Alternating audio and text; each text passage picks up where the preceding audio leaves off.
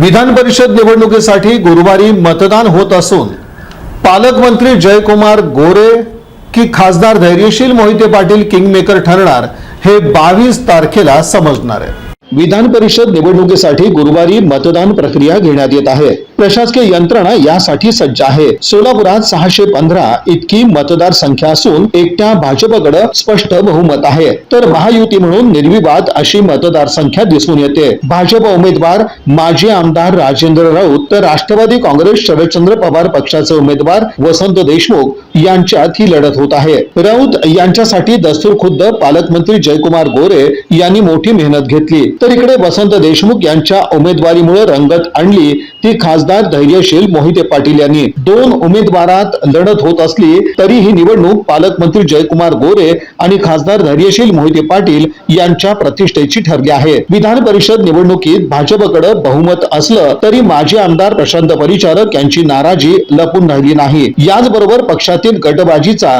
या निवडणुकीवर काही परिणाम होतो का हे देखील पाहणं महत्त्वाचं ठरणार आहे। भाजपनं नगरसेवकांना बजावलेला व्हीप हा खूप काही सांगून जाणार आहे। दुसरीकडे वसंत देशमुख यांच्यासाठी खासदार धैर्यशील मोहिते पाटील यांनी शड्डू जरी ठोकलेला असला तरी मतांची बेरीज याचं मोठं आव्हान त्यांच्या समोर आहे। महाविकास आघाडीचे उमेदवार म्हणून एकवटलेली ताकद यामध्ये दिसून आली नाही, उलट महाविकास आघाडीमध्ये फूट पडलेलीच दिसून आली। ग्रामीण भागातील मतदारावर त्यांची सारी मदार असली तरी प्रतिसाद कितपत मिळतो याबाबत साशंकता व्यक्त केली जाते।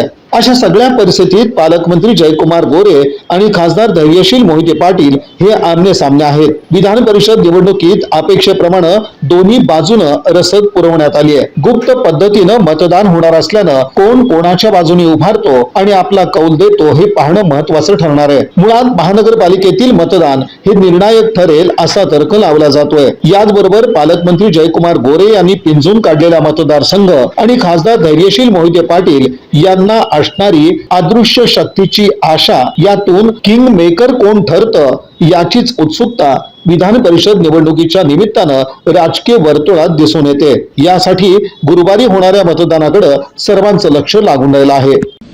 या बातमीपत्राचे प्रमुख प्रायोजक प्लॅटिनम मॉल इंद्रधनु सोलापूर।